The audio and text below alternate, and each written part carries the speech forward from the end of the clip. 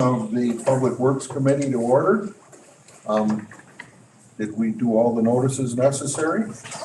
That's all in order? I'm not going to read anymore, nobody else does.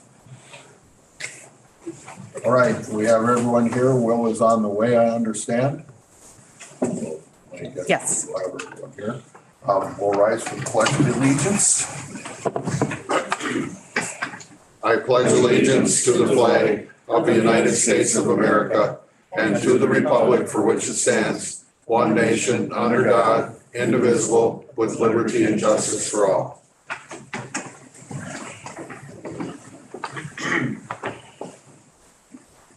We have a consent agenda. There are a couple things I think we want to not necessarily pull out, but just discuss a little bit to fill in the blanks. Mainly the transit connection metrics.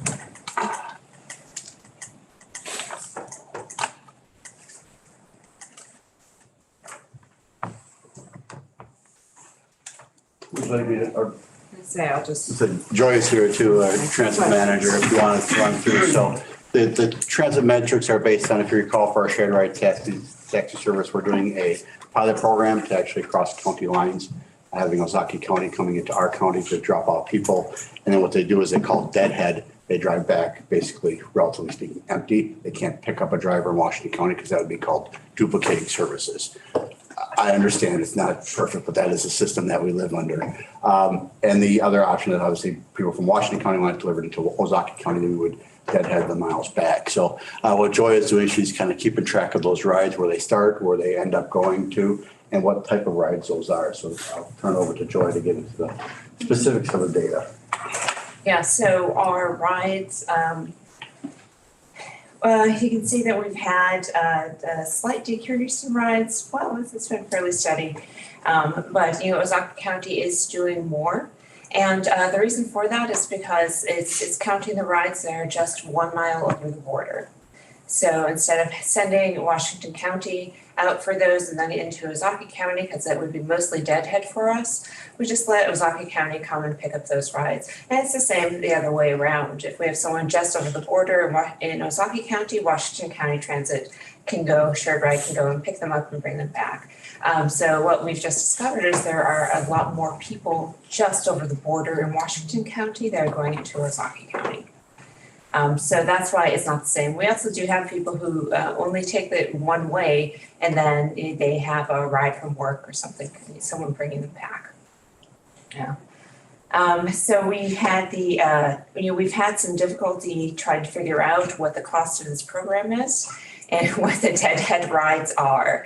And that is just because there are so many other variables that are affecting this. So our original thought was to use the deadhead miles. So it's the difference between the actual vehicle miles and the vehicle revenue miles when they're in revenue service. But we had such a reduction. We've had this stable reduction of 25% of our rides for the shared ride taxi. So the revenue miles generally stays stable, and it's very much tied to how many passengers that we have. So they're stable. So if we take that into account, take off that, if we were expecting it to be reduced by 25%, what would that look like? And instead of looking like that, we actually have a different number. And so that's how I calculated what the deadhead miles per month, what that is. And the cost per ride and the net cost per ride. So after refactoring the fare rate, the additional surcharge of $5.75. So that's what we had just set as this because it was the average fare for all rides. So we figured we'd just set that base level. And it's actually a little bit more than what we estimate the cost per rides are. Now, there are so many other variables affecting this data. So this is it's an estimate. It's a really good estimate. It's a reasoned estimate. But I cannot say this is 100% certain that these are the exact numbers. We'll get better at the numbers as we go along. We might, so we do have our new software will be in place in 2 weeks. Our dispatchers will be able to actually go in between both counties if they need to reserve a ride, so that means one call for these cross-county rides, which will be really good. So we've been working for. We also expect that we will get much better data. As we have had issues with our current software provider, with the data just been completely wrong, the mileage. So it's been, there's been a lot of manual mileage entry, which of course then you get errors into that, and then it takes a lot of time that is absolutely unnecessary, that our operations manager could be doing something else. You have some tiny numbers that are called pandemic effect. Yeah, Is that loss of our drivers because they're out sick, or? No, so I was just looking at the cost per ride, and with the reduction of riders, would that have any effect on it? And it's really negligible. Okay. So the greater influence on the cost per ride that we're seeing now is because we did increase the contract cost. That was gonna be my other question. You Yes. said that the fare or the increase of the driver pay was a direct pass-through. Yeah, and we're seeing that with we had an increase in the cost per ride. Since we started that, yeah. Anybody have any other questions or comments?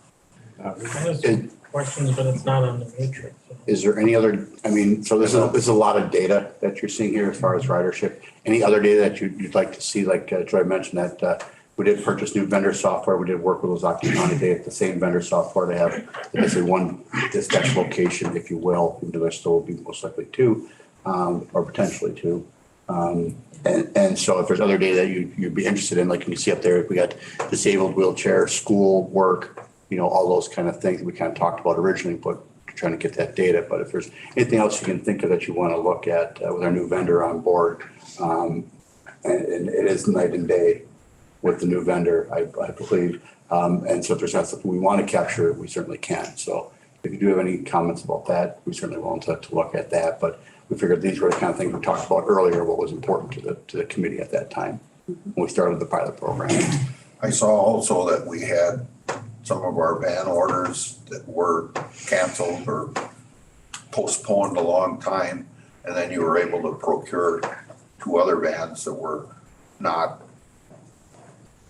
handicapped. Yeah, certainly. But it looks like you guys really were nimble and did the best thing you could.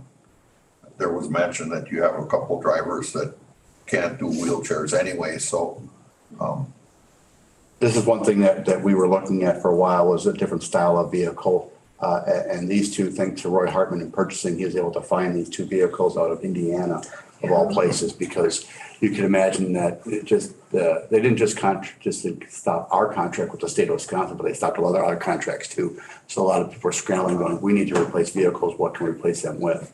And so I give credit to Joy too as well, to be creative and to look at other type of vehicles and working with STS, our contractor, to make sure we got something that they could actually utilize in the field too. But Joy can certainly speak to the funding portion of it. If I know Doug had mentioned maybe a question on funding, that we use local dollars for those purchases. And when I say local, it's basically county money. So if you want to speak maybe to the funding aspect of that and how we fund them. But Well, I'm gonna say that's pretty much it. My question was, I guess that's what Scott's referring to. right.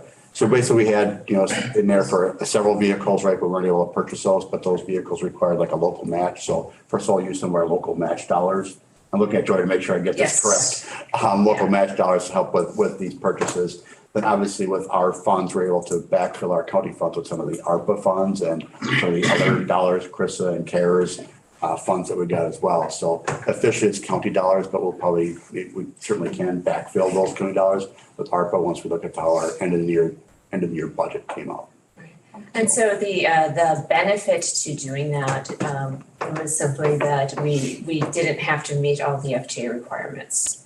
For procurement. For procurement, right. So we could go get quotes and get estimates and get vehicles in that were available that we could get in as soon as possible. Because the vehicles these are replacing are dying. They're not safe to be out on the road.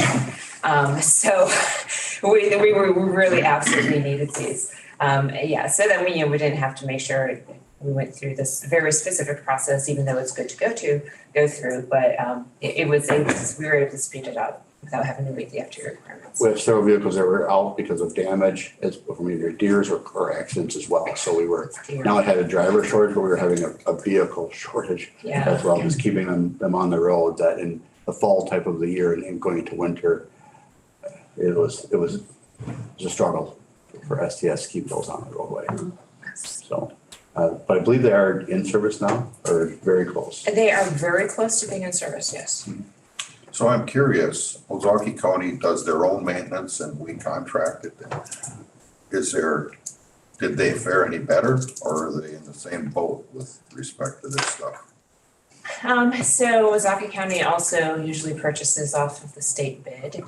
And so with all those vehicles canceled, we had to scramble over there to get something else too. And as far as vehicles, it really depends on when you buy them and how they're used. We have some vehicles over there, the same thing, the vans, because it's been 2 years. Well, it's been over a year since we could get a van and 2 years since we could get a minibus. So with all the miles that we put on these vehicles every year, it's very difficult. They age out quickly. So with our system of STS does the maintenance on it, that as you can imagine, that the vehicles that get older and older fleet, the more maintenance they were doing on it at their cost to us. So we probably made it a little bit better than Ozark County did in maintenance over the last year, just because unfortunately we couldn't get vehicles in to replace STS. And that's why we felt this was so important to get these two vehicles in there, because we know the age of the fleet and we understand the issues they were having with maintenance and keeping the vehicles they had on the road. I mean, we're looking at 300,000 plus miles on a lot of these vehicles. Yeah. It's hard miles too, right? It's stopping and starting and all that kind of stuff. It's short trips. It's not cross-country trips. It's in-county trips only. So for a 3-year vehicle, they have 300,000 miles. It's, a lot of brakes, a lot of tires, all that kind of stuff. So it's. And we will be talking about vehicles later, because I learned yesterday that the state is not doing a bid this year. Oh, fantastic. Right, and that the costs of vans in particular have gone up. It's because the manufacturers aren't making the cheaper versions.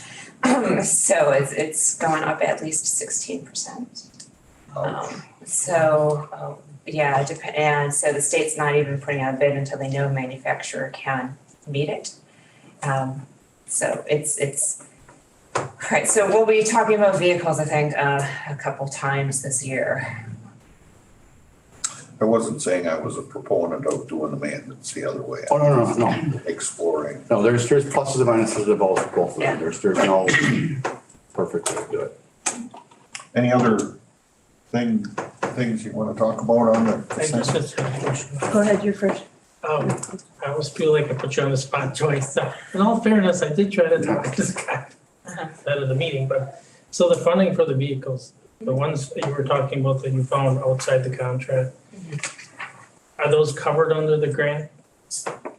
No, so they're not covered under the relief packages. We had other funding for it, but since we didn't use the FTA processes, we weren't able to use it. So we had it set aside. We had all of the county funds set aside, and then we were going to be reimbursed for it from the FTA. So the capital purchases are a little separate than operations. So this is completely separate than the transit grants for the 80-20 split. This is 100% on the county. Yeah. Okay, that was the question. We're able to use that 20% we were going to use on the vehicles towards these purchases, but yes, it was county funds that were used for these. So then the grant money, do we have to spend it within the year, or can we carry over? We have 3 years usually to spend that money, and that's very rarely a problem. And this is the first year? I'll have to look at the specific grant we have set aside, but I believe, I can always, I'll just work with FTA and run an So extension. basically applying for most grants like almost every year, right? And they have a 3-year cycle and that one runs out, and the next one they have a 3-year cycle. Right, as well. we So can roll it have to over look to if see we where need we're exactly into that cycle. And obviously with the state maybe not bidding it out, we might have to look at maybe even procuring vehicles through another state contract or somewhere else, depends we're able to do that. So if we have a grant that we know is ending, that we have to use it for a vehicle and follow the state rules, either A, we can try to fight through all those standards and do a purchase, or B, we might look to see if we can maybe come on to another state or something like that. So we'll effort as best we can to see that, and maybe even have to push the state a little bit. So in a normal situation, we're only responsible for 20% of that cost. Correct, yes. But because of this craziness going on, now we had to pay 100% and take what we could get, is what I've got from it, right? Pretty much. Yeah. I would say that's accurate. And the question I had about the funding is really not valid anymore, but the 20%, I was wondering where that 20% came from, if that was from revenue sales of old vehicles or just county levy, or, It's just county levy. so the revenue that's from the old vehicle sales, does that just go back into a general county levy or a revenue account? Or where does that No, come? so that there's two different things. If we get more than $5,000 for the vehicles, then we actually get a lot of that money back to the feds. If we get less than $5,000, then it goes right back into the transit. So, and generally speaking, we get right around less than $5,000 because they're old and they've been worn out. So When it goes we'll go back- to auction, we go to like the Wisconsin surplus auction for our vehicles. So When you say it goes back into transit, then is that used for purchasing of new vehicles or is it used for other funding in transit? eventually, yes. I mean, it just kind of goes back into that, and either it gets used for, to supplement ridership for WCCE or that. So it doesn't, we don't have a specified rate back into But there's a vehicle. separate pot or like enterprise fund. Right. for- Yep. Marcy? Back to your cross-county rides. Yeah. Have you had any feedback from the riders since we changed that? Since we changed. Since we are doing the cross-county, has there been any feedback from the people that used to sit at the bus stops? Yeah, there's been a lot of positive feedback. We did surveys, little survey cards when we first started. And it's been, those were positive. We're going to do another round in about a month. Okay. But yeah, it's been very positive feedback from the riders and from other people in the community when they find out that we have it. Some excitement. Okay. Thank you. All right. If there are no other comments, I look for a motion to approve the consent agenda. Doug makes the motion. John seconds. All in favor, say aye. Aye. Opposed? Okay. Discussion items, jurisdictional transfer of county trunk highway F. Thank you, Mr. Chairman. I'm bringing up the map now. This was, I don't want to use the word discussed, but brought up in the past about potentially bringing jurisdictional transfer of County Highway F, which is also called Freistadt Road, in the village of Germantown, with the village of Germantown, and we would take over a portion of Wasaki Road. You'll see the map, rudimentary map that we provided into your mapping system. Kind of shows that Freistadt Road from 145 on the left-hand side, laser point to, on the left-hand side there where it's 145 all the way over to the county line, which is Wasaki Road. So the east-west road that you see up there is County Highway F. We would like to transfer that over to the village of Germantown. The north-south segment there is Wasaki Road or Wasaki Road in the village of Germantown. If you recall, at that point in the northeast corner there where the two roads meet to the north is County Highway M. And that's the road that we'd be looking at. We'll be talking about that actually a little bit, looking at potentially reconstructing this year or next year going forward. If you recall, there's about 5,000 to 5,500 cars a day on M. And on Freistadt Road, there's only about 3,000 cars a day. So M is more highly traveled north and south. So it made sense from a connectivity standpoint that M would then continue south down to 167, which is also called Mequon Road. And so you'd have a county highway, should typically end at another county highway or a state highway. So it would extend M all the way down to to 167 at some point. And Fry-State Road, either east of the county line or west of 145 is also just Fry-State Road. It's not County Highway F going into Ozaukee County. It's not County Highway F going into to the west past 145. So it makes sense from a connectivity standpoint that you have more traffic on that roadway that we would take over that section of roadway. So, and net speaking, as you can see, it's about a mile of Ozaukee Road that we would get from the village, and then 2.6 miles would be the one that would be going to the village of Germantown. So we would net lose 1.6 miles. So we are working with the village of Germantown. They did take it to their December village board meeting. It was relatively, they thought about it, but they're looking for more money. So now we're negotiating with them. They did not take it to the board. They had a rather heavy agenda in January. So after this meeting into next week, we'll be meeting back again with their administrator, potentially even their village president, to talk about, what are they actually looking at as far as funding is that's concerned. So you remember we had a recent subdivision just east of the railroad tracks there. I asked for a second access that came before the committee. Don't quote me on it, maybe a year or two ago, looking for a secondary access for appeal, I believe it was a year ago. So that corridor is kind of expanding for them now. They got sewer that's across the tracks now. So we anticipate that area to have more development because there wasn't sewer on the other side, but now there is, and water. So that makes it more developable, if you will. So we're looking at that. Makes sense to transfer that over so they can have control over that corridor. Versus Ozaukee Road. Like I said, Ozaukee Road makes sense to us because of the heavier traffic volumes. They just did repave Ozaukee Road, I want to say 3 years ago. So when we get to that next cycle of in 25 years or so, we would probably have to reconstruct that portion of County Highway M to make it wider, like what we're doing right now because of the heavier traffic volume. And that's part of that negotiations going on. Fry-State Road, for familiar, already has a paved shoulder of a couple feet and gravel shoulder. It's widened out. It was improved many years ago, so it doesn't really need to be vastly improved, just basically repaved. Where Ozaukee Road, which we're taking over, is shorter with a mile, but we know that in roughly 25 years, we're going to have to actually put some major dollars into it, right? So that's part of the negotiating, going back and forth, going, well, yeah, we understand that the way the money looks now, but in the future, we're going to be spending a lot more money on that to improve that section of Ozaukee Road. The right of way is not wide enough now. No. There's gonna be some major purchases in that stretch of that 1 mile stretch of roadway. And if you're not familiar with it, it does have a little bit of vertical to it too. Yeah. It's not straight and flat. So yes, there'll be some challenges in 25 years when I'm no longer here, but that's running the show. Right. There's a lot of entry points onto that section of road. A lot. Also. Yes. There's a lot of single family homes along that stretch of roadway. There is north of M2, not as many because it's the bigger lots to the north of Fry-State Road, excuse me. But yes, there are a lot of entry points on that roadway. Yeah. Yes. So we know what we're getting into by doing that. But from a connectivity standpoint of roadways and which road should be a county highway and taking that volume roadway, which one should be a town or village or city roadway, it just makes sense logically. So would you, in the agreement to take it over, put kind of a line out there to say, don't build in this area because eventually we're going to have to widen this road? Yeah, there's one thing when we have jurisdiction of it, this committee and the county board has that authority to make sure that they know that don't do anything along that roadway.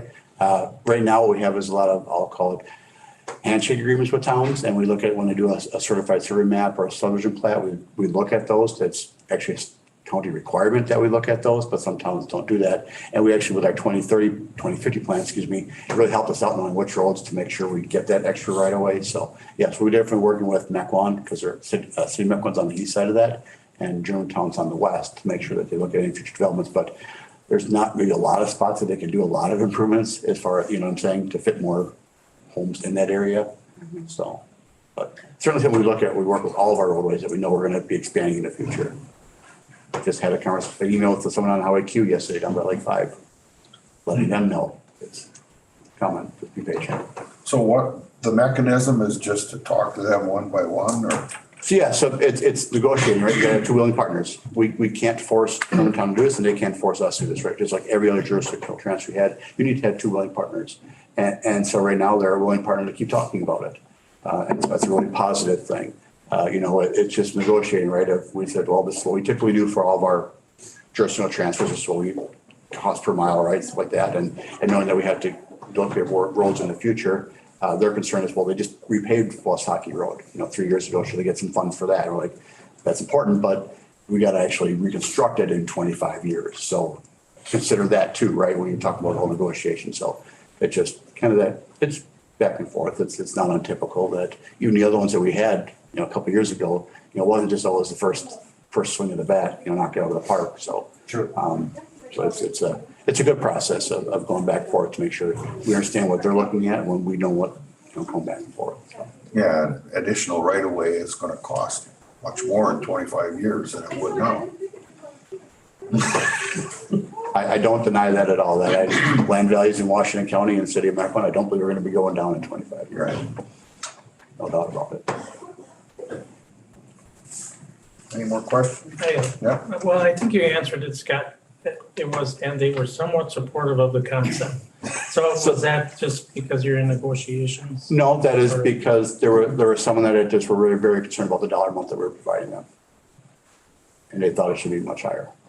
And so that's when I say supportive, it's a board of, I don't quote me on a number, let's say there's 8 people on there and, some were supportive, more supportive, and some were a little less supportive, right? So if you're really interested, the video is probably half an hour long at their meeting talking about it. So they had a really good discussion on it. That's why, it's hard to say they were extremely supportive because there were some that were not and some that were. So they didn't vote on it, so it's hard to say if, it was 50-50, if it was 30-70, one way or the other, but they agreed to go back to us and keep negotiations going. So I call that's supportive to me. It's going, yes, they didn't just say, no, we're done, forget it, it's not gonna happen. They said, no, let's pursue some potential additional funding from the county and go back to them and talk to them.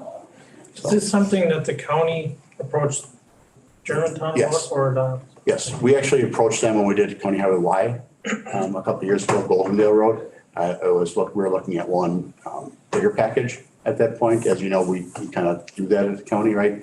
Let's do it and do it all at one time. The village felt much more comfortable doing one at a time, taking Goldendale and saying, okay, how does that impact their budget or plow routes and all that kind of stuff, right? And taking one step going because they had major development going on there right this instant. And so they wanted to just kind of pause, if you will, on this one and say, let's just see if this one goes good first, and then we'll bring that one back. And that's what we're doing right now is, I've had that for a couple of years. Let's go back and see if we can work something out on this road. So they were aware of it back then. We brought it up. It's just, how big of a bite of the cookie do you want to take at a time? And, they just don't want to shove it all in their mouth at one time. They want to, and I give them credit for that of looking at that, slowly and, and thinking about it, let's say, one at a time and go from there. So. They've got a major public information meeting tomorrow night about carrying water and sewer to the potential development on the edge of Richfield. So I think they have a lot on their plate right now. That's why they paused it for January, because they had that in the Public Works building and they had a lot of stuff on their plate in January. And there is no real immediate, need from the county side at all. So we were just thinking that now's a good time to get it going, and we'll keep those negotiations going with them, and we'll look at the board's upcoming schedule too, because of the April elections coming around. So what we'd like to do is, if it does happen, have it done by October, because that's when you got to do your road certification for mileage for the next year to make sure they get their transportation aid for the next year. So that's really the deadline, if you will. It would be October, but there's a lot of time between now and then. But that new subdivision that is going in now, construction's underway. Mm-hmm. And we kind of said, okay, on the driveways, the second access because of this potential. Correct. Yep, they're aware. We're using that for leverage too, correct? Or whatever the amount. Somewhat leverage, but just understanding that if a future development comes in, they don't have to go through us, right? You have the county, that they would have a one-stop shop where they got to deal with Germantown only for everything versus having to go through them, come back to us, go to them, with you having a potential hammer of, one access versus two. So it's a lot of how do you control that access out there. But none of that, there's also pedestrian ways, right? And sidewalks and pathways and stuff like that, because where that is, and, our concern was how those people are going to get back to the village, if you will, because there's no side paths or anything like that. So the village is now aware of that, going, oh yeah, it's as you start seeing the construction going, there is a lot of land being developed in that area that they're gonna wanna have kids walking to the middle school, for instance, or thereabouts. So, along a county highway with only a 3-foot shoulder, I admit, not the safest place for a middle schooler to be.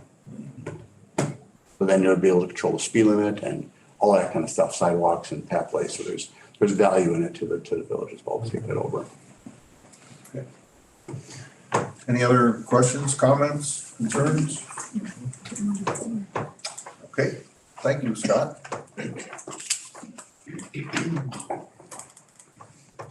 Highway Department CIP amendment. Thank you, Mr. Chairman. This one kind of not quite came out of nowhere. The federal, if you recall, the federal government did pass an infrastructure bill. They did provide funds down to the state levels to give them money for infrastructure specifically that we're talking about is roadways and bridges and that type of infrastructure pathways. Last week, we got an update from the DOT. I know several of the board members here were present at that meeting, but for William and the people at home, I'll give a really quick synopsis of what that happened was. The DOT, including the Secretary of Transportation, was at our highway conference last week to explain how they're looking at distributing those funds. With that being said, is they have some funds that are available for, Joy? The master, yep, all those, thank you. And so they have funds available that they're looking at providing to towns, cities, villages, and counties as well. The biggest thing that they have, the biggest hurdle we have is they have funds that they need to actually delegate by this year in November and set aside that stuff for roadways and have those projects constructed in next year in 2023. And so they have some money. We don't know the exact amount of money that they're putting in towards roads versus bridges versus pathways. They have to take that to the Joint Finance Committee at the state level. But we know they are going to have funds available for roadways for next year. And so the question to you is we have two projects that are going forward this year. Our County Highway M reconstruction, which I mentioned earlier, down in the village of Germantown, town of Jackson, city of Mequon. We're looking at, it's actually out to bid right now. We would pause those bids with the potential of getting 80-20, 80% state money, 20% local matching dollars for those roadway projects. That's one project we're looking at. The other one's County Highway E, repaving down in the town of Hartford between 164 and County Highway K.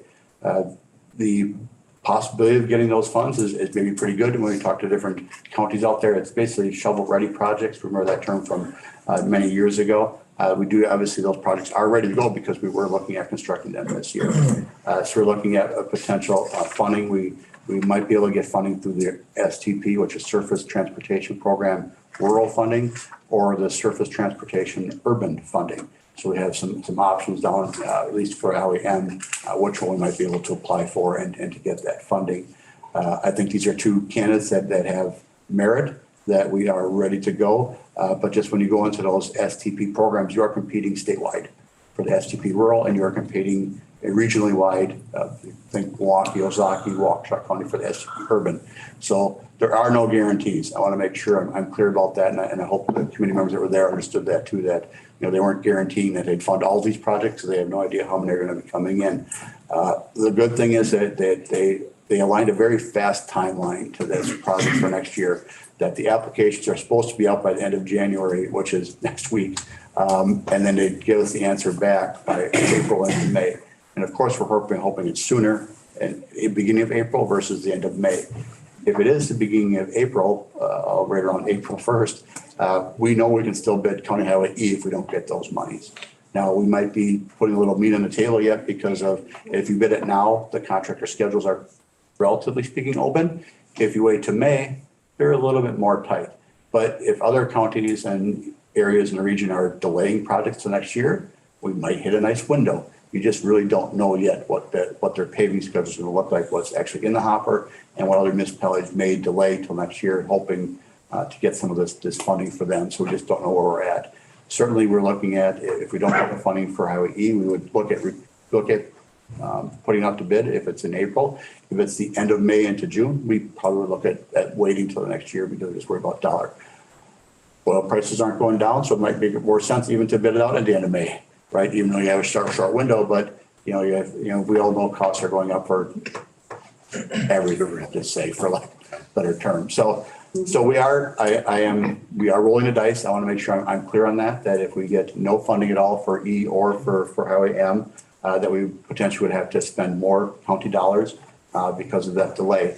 But if you look at County Highway M being a $5 million project with an 80-20 split, if we can get 80% funding, that's $4 million.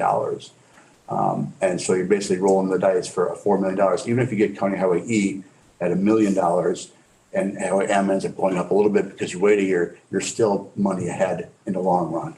It's not like that Highway M is going to magically be $1 million more expensive just by delaying, 1 year, because we do have the right. The one thing about Highway M, right, we're ready to go, right? We have the plans, we have the right of way, we have the archaeological. The only thing we got to do is get it into, state looking like, do the state paperwork.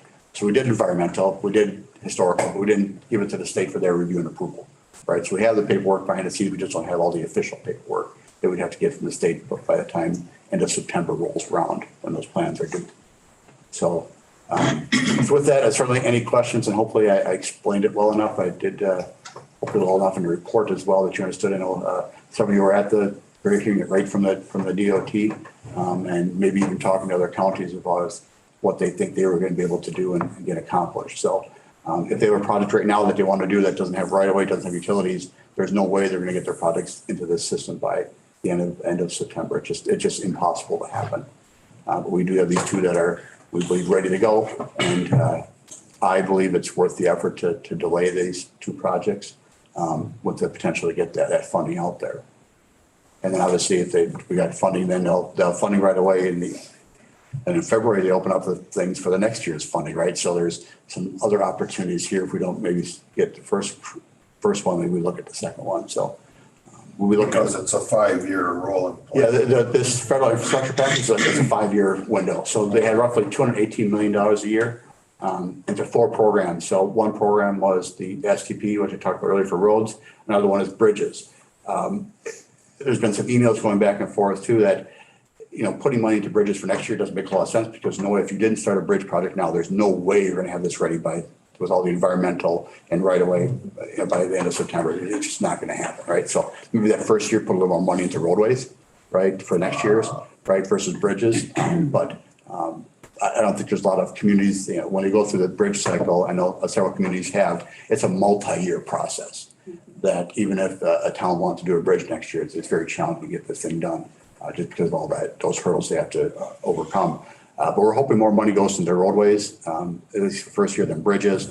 The other programs that are the CMAQ, congestion mitigation, air quality, and as well as the TAP, transportation alternative programs. As a highway commissioner, we're hoping that less funds are put in those 2 categories. It sounds like that would go to Milwaukee.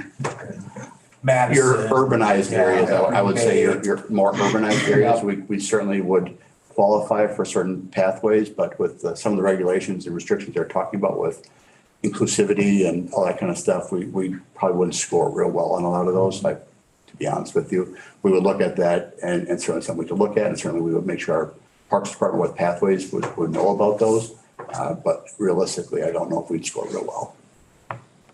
Those are also competitive at a statewide level. So. Those of us that were at the highway meeting kind of heard all this and have had time to digest it. Anybody else question? Did you follow all that? The main point is we do the roads ourselves, we're paying 100%.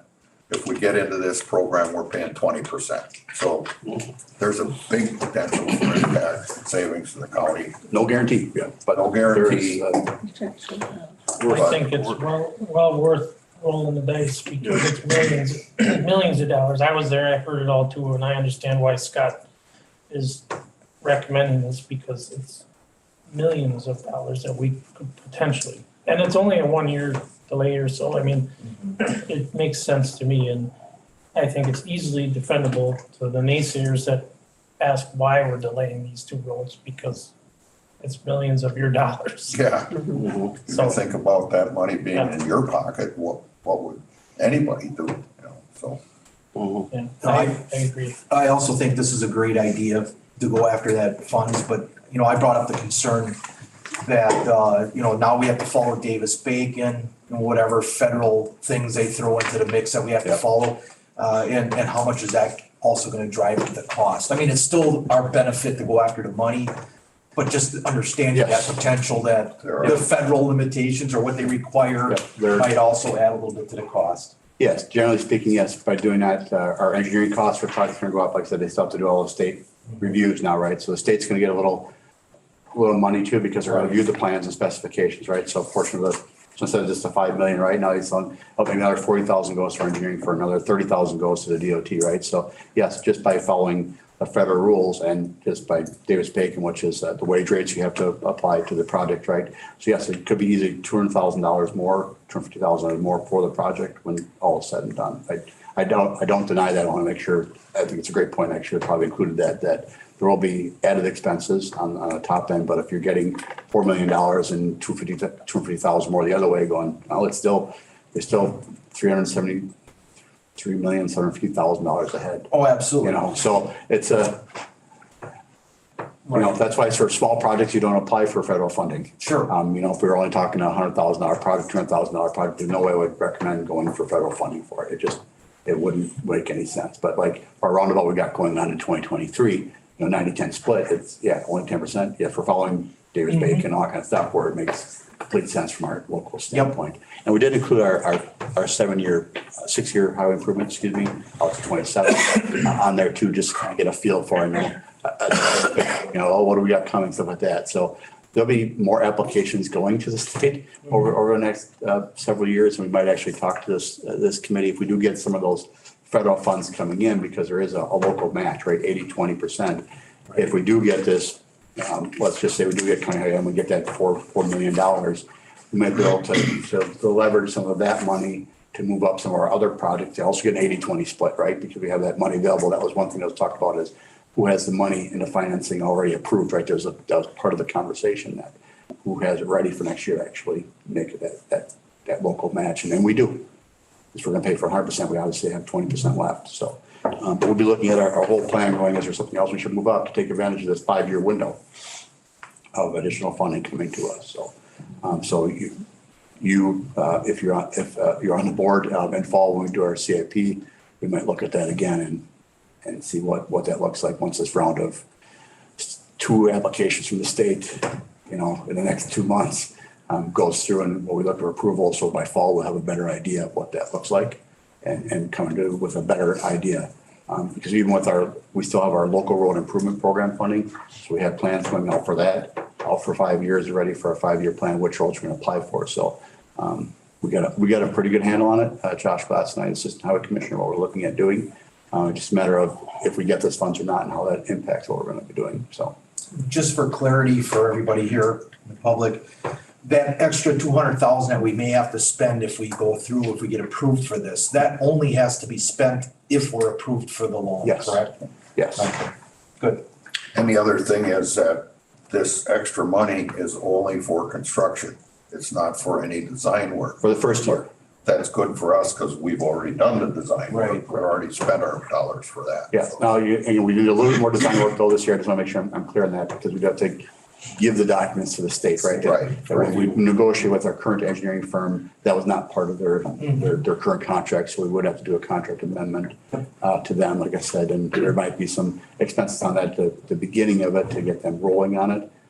So there's some costs you might have to look at. Just they got to look at their timing and schedule, right? We talked to engineering firms that they're going, ooh, by the end of September, that's a short window to get the stuff approved by the DOT, even though we've got it all in our hands already.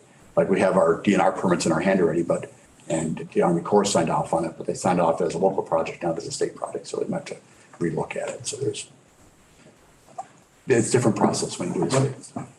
So are you looking for consensus? I'm just looking for a consensus. So I talked to Brad Stern. This does not need to go to board. This is basically this committee providing a consensus, if you will. You don't need to approve it, don't need to change or amend the CIP. We're still doing the projects, is what kind of the take is. It's just a matter of if your consensus to delay that, so that you are aware of what we are doing and you're okay with it, because we did appropriate those monies for this year in 2022, and we're fully expecting us to fulfill our promise to get it done in 2022. I'm okay. Do we have consensus? Marcy? Question. Question? We go with this, we delay it to get the funding. Are we going to somehow let the locals know that they have another year before? Because a lot of them are kind of gearing up, making plans, okay, the road's gonna be worked Right, on. and so it is there might be an article in the paper or Facebook posting now. Certainly a letter we can send out to all the residents that were in there, that along the corridor. It's just a matter of when. Do we do that now, right away, and saying, hey, it may be delayed, it may not be delayed, and do we literally look like we know what we're doing? Well, And with once a we lot of know the that things. it's for sure. Correct, yes, absolutely, yes. Okay, We are, right now, we want the utility companies to keep moving with the relocations, so in case we do Yeah. get the results back in early April, or if they look at our application in February and going, there is no way we're giving, not gonna apply these funds, at least then we can still go out to bid this year. So again, we're hoping that the DOT, again, when they give a 2-month window, when they're gonna know, that's a challenge for us at this end, and we certainly are working with them, our association, to get that narrowed down and as fast as they can move, but they got a couple of different programs going on right now. So yes, we definitely will make them aware of that. We already reached out to the contractors on Monday. We sent them an email knowing this might happen, so they weren't spending a lot of time on their bids. Oh. So we'll send an email to all the contractors today, letting them know that we're going to suspend them for now and pause that bid process. So. So next steps for us are, once we have the consensus, you go to work, and if we get money, we get approved, then we go from there. At some point, I anticipate coming back to this committee when the answer is known. The applications, like I said, were supposed to be coming out by the end of January, which still could happen. We will make all the applications at that point. Again, they said the answers might not come till April or May, depending on when this committee next meets. We'll be giving them a heads up. I just don't know when that's going to be. Like I said, we're hopeful for earlier rather than early May, April versus end of May. They also have the current round of FCP, which puts some applications in right now that they said they're typically give out in March, and they're hoping to give out in early February, because do you reapply and all that kind of stuff, right? So it's a challenging time with the DOT right now, and they got a lot of work to do. And the one last detail, the 4-way stop at Hammond. That's going to happen this year. Okay. You approved that already. We're going to go ahead and make that happen this year. We are currently waiting on the parts. Materials. So yes, materials, I should say. The trombone sign. Yeah. Okay. So we certainly have a consensus, so. Our next item is the ordinance for UTV use on county highways. Thank you, Mr. Chairman. This has come before the Traffic Safety Commission at Washington County. Now several supervisors have been in on a couple of those meetings. This has really looked at last year, that kind of the last push, if you will. And so the ATV, UTV group and a couple of their representatives are here in the audience today. If you have specific questions on something, certainly they would be experts on some of this stuff. What we have before you is an ordinance change, because we have to have an ordinance for this. The state statute changed several years ago that allowed ATV, UTV use on county and state highways where the posted speed limit was 35 miles an hour or less in a township, not in the city or in the village. And so we have several of those roadways that are 35 miles or less. One I'll pick on is ZNN around Little Cedar Lake, right? It's a 25 miles speed. So there are certainly county highways today that are accessible and usable by ATV, UTVs, just because of the state statute change that was out there.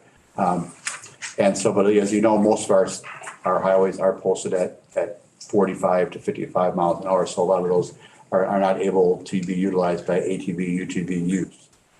In the interim, while this was happening, the Kettle Moraine, what's the official name of the group?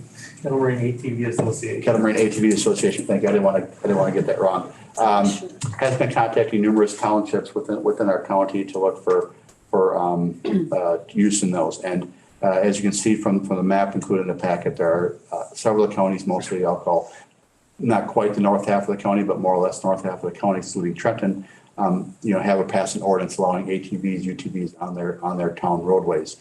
When this came to the Traffic Safety Commission, we took it to two of their meetings, and the last meeting, and the sheriff, who is not here today, but I can assure you has reviewed the ordinance in great detail.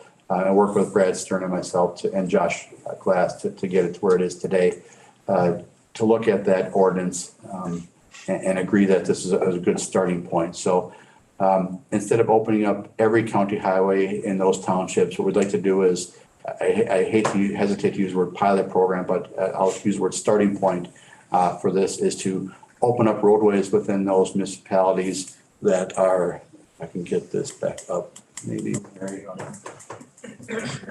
go.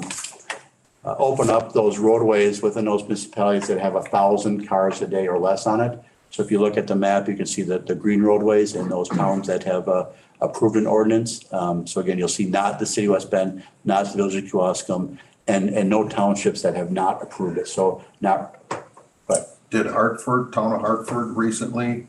They've passed it, the signs just aren't up yet. Right. Okay, so they'll be. So we'll be looking at to add them to and roads down there, but generally speaking, the county highways that we have in the town of Hartford are more than 1,000 cars a day. The only one section might be Highway U out by the airport. So we'd certainly revise the map once that is. And that's where the beauty of the ordinance is set up, that if, let's say, for instance, the town of Trenton does decide to pass the ordinance, or the town of Jackson or town of Polk, that then we would look at the traffic counts we get from the DOT. We don't go out there and manipulate the data going, oh, look, there's 1,001 cars a day, right? We use the DOT's data, and that's what we assured the group. We're just using the DOT's data from the DOT's site to utilize. So that's the beauty of the ordinance, that if the town does open up their roadways, that we would automatically look at ours and we would obviously revise that. Sorry. It's okay. And so, well, you saw that. So there's several highways that are up there. It'll come back up. But not only that, there was some connectivity issues that the ATV, UTV had with their trail system, especially getting across 41 and 45. I'm sure you all know, they kind of split the county up. And then if you can't really get across 41, in those townships of Addison and North, because you got County Highway K, State Highway 33, County Highway DW, County Highway D, State Highway 28. And the state doesn't allow them on their roadways, and we don't allow them on our roadways. There is no way to cross those roadways. And so they also asked for some connectivity locations, not specifically to 41, but other ones as well, as you can see by the blue areas on your map that we're looking at. One good thing about that is that when we do those blue areas, some of those roadways have a definitely higher traffic volume than 1,000 cars a day. And that's kind of that let's try those areas too and see if it's safe just to have those cars on areas that are higher traffic volumes. County Highway D, for instance, County Highway K, right? The 4,000 cars a day, the 10,000 cars a day. How do the ATVs, UTVs react with those type of areas? So working with the sheriff and the Traffic Safety Commission, that looked at as a great starting point. We also mentioned that we would review this within 2 years to look at safety and see how that's actually working out. Is it working as well as we said? Is it easy to enforce, hard to enforce? Are we having crashes, not having crashes? Are we having conflicts? Are we having complaints? Are people up in that area that represent those areas getting concerns or complaints from the neighbors or not? What should we do? So we definitely agreed that we'd look at it after 2 years, and it might be something we look at 2 years and working with our surrounding counties going, no, maybe we open up all. Maybe we open up at 2,000 cars a day, right? Or whatever we bring it back to Traffic Safety Commission, obviously, this committee and eventually, the county board as well, because it is an ordinance to look at that. But the county highway department feels comfortable with this. I don't want to speak for the sheriff, but I know he's been involved in it, and I believe he is comfortable with this as well. The ATV, UTV group, I don't want to speak for them, but I believe they're comfortable as a good starting point here in the county that they maybe didn't get everything they wanted, but I think it's a good starting point that we can look at this from a standpoint and see about those roadways and how they work. So with that, I'd certainly open up to any questions that you may have on it, and hopefully I explained it well enough. They would be installing, they being the group, as you heard, they're ordering signs, so they'd be responsible to order the signs, install the signs, and most importantly, maintain the signs if they get knocked down for whatever reason that they may be. So there'll be quite a bit of signage on this one because they got to put also not just ATV route, but end ATV route to make sure they end ATV route. We work with them. And my assumption would be that they would most likely wait till spring when the ground thaws. And if they got to order signs as well before they actually goes into effect. But we didn't want to delay this action so they actually can plan, so they can get the signs, get it ready to go once the ground does thaw, to be able to adjust that right away. One thing I should point out, they also, the ATV has an app for where the routes are and are not for those. And not saying that everybody in the world has the app or uses the app, but there's an app out there that they can use that I guess Polaris, we said? Yes. Has an app that they can actually use to know if they're on a correct route or not. And so obviously we'd be asking them to make sure that those are updated, which I'm confident they will make that happen. Any question or Doug? comment, I guess? So I think this group has done a tremendous job in this region of the state, bringing this to the area. I mean, you're getting as far south as you're probably gonna get for a while, but representing the town of Farmington, we've had this in place now a couple of years, and I haven't got any complaints at all and heard of really any incidents. I think it's a great start to introducing the county roads to this and see how it goes. I mean, there's a lot of work put into this. All these communities, all the committees, or all the meetings and towns that you've been at throughout this part of the state is incredible.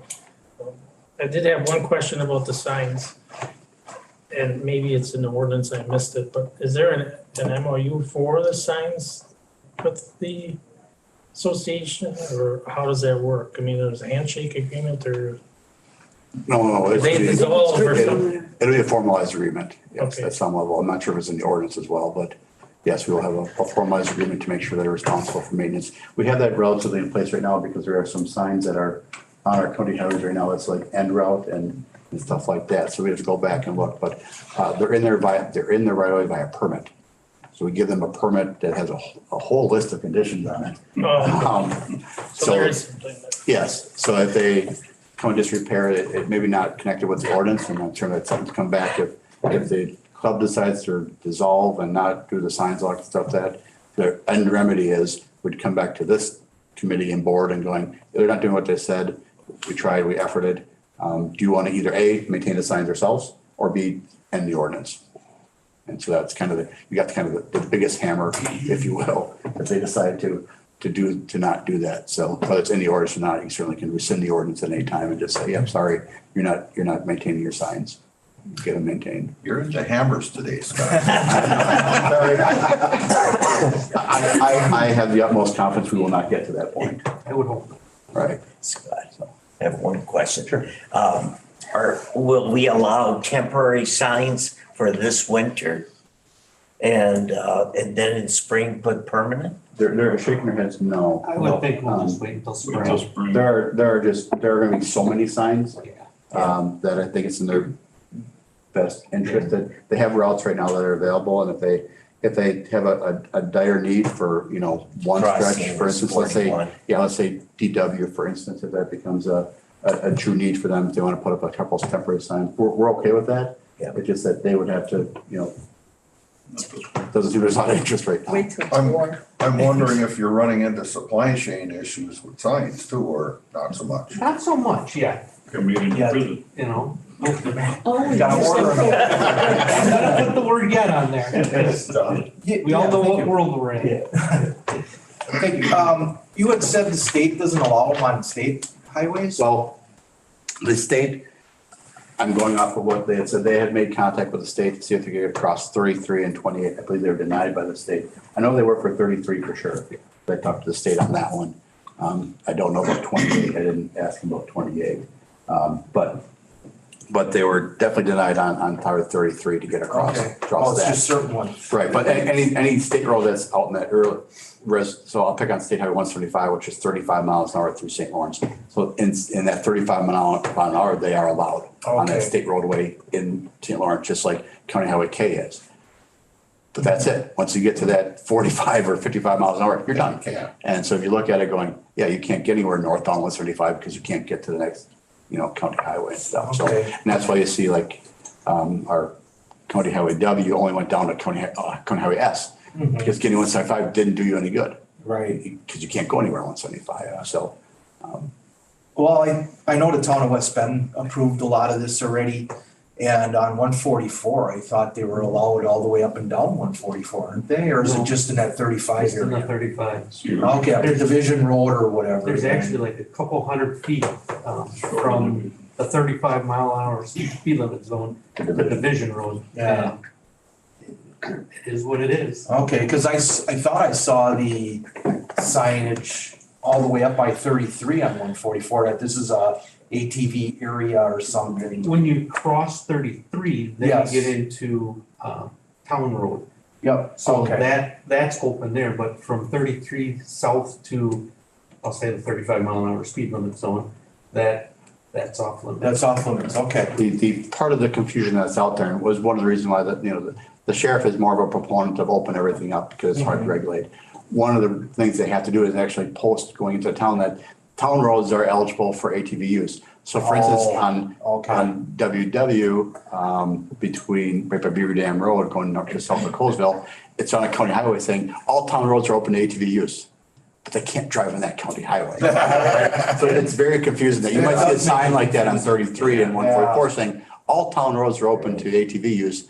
Some Okay. people just don't understand, and maybe it's an education thing on my point, don't know the difference between a state road, a county road, and a town road. Right. Right, especially some of our county roads have other roads, like county have this Fry-State Road, right? They have local names to them too. Highway DD before we turn it over, Pine Lane and stuff like that. So there's, G is division. G is Division Road. So those kind of things where people might not realize that there's this nice green sign that says all town roads are open. It's right there. You're going, Yep. oh, this must be okay.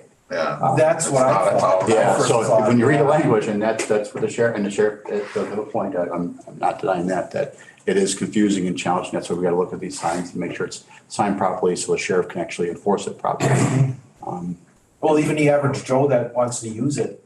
Right. It was confusing to me. I'm sure everybody else is confused. Right. They see the sign, they think it's okay. Right, we're hoping that the ATV users are either using that app or are conscious to know where to go and not knowingly break the rules to ruin it for Yep. everybody. Right.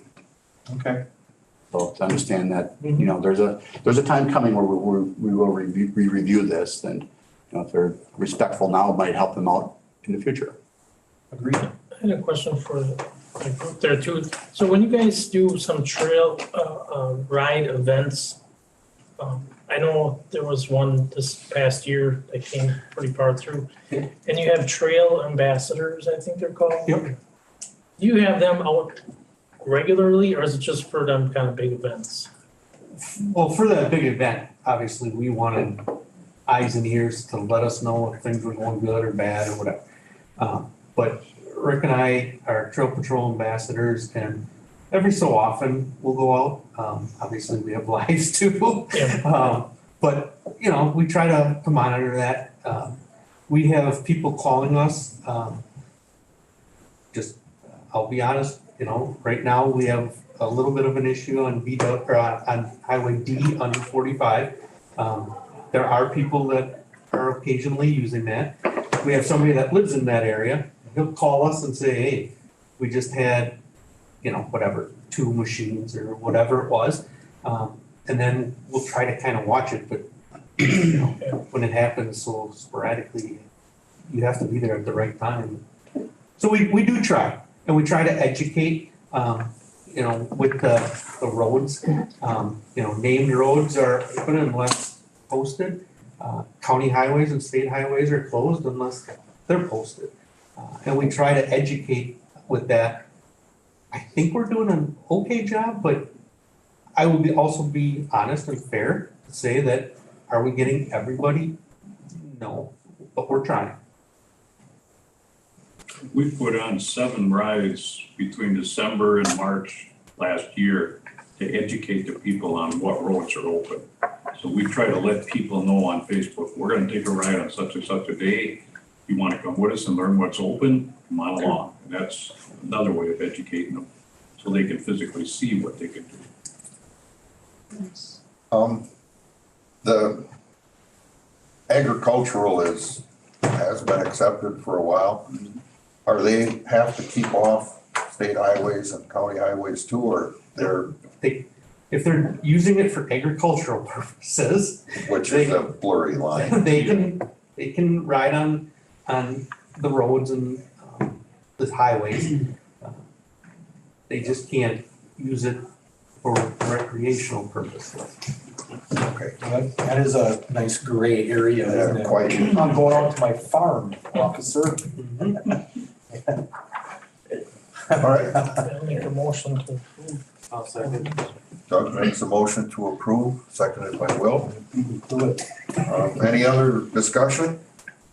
Okay, all in favor, say aye. Opposed, nay? Okay, this will go to the full county board in February. So our next meeting date is Wednesday, February 23rd, 7:30 a.m. This meeting's adjourned. Thank you. Appreciate it.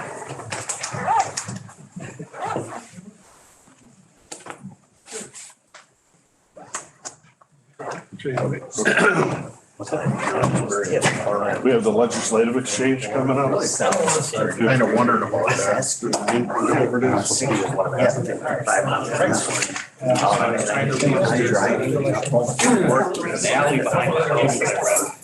West Bend.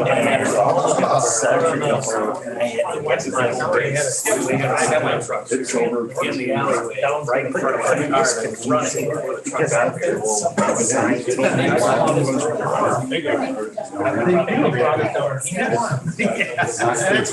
Yeah.